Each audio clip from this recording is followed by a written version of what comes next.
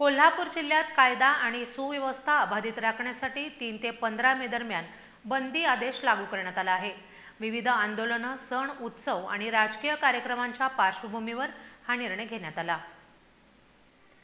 जिल्ह्यातील सण, उत्सव, राजकीय सभा, मोर्चे आणि आंदोलनं या पार्श्वभूमीवर कायदा आणि सुव्यवस्था अबाधित राखण्यासाठी प्रशासनानं कडक पाऊल उचलले।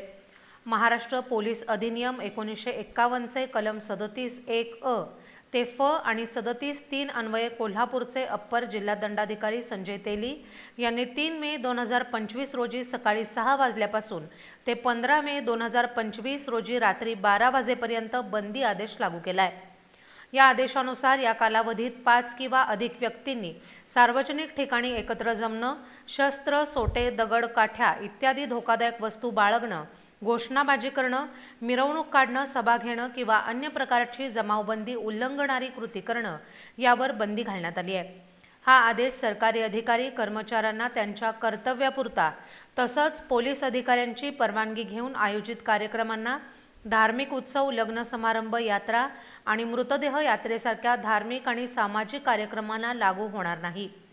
मात्र कोणतीही गोष्ट शांततेच्या मार्गाने पार पाडणं गरजेचं असल्याचं प्रशासनानं स्पष्ट केलंय।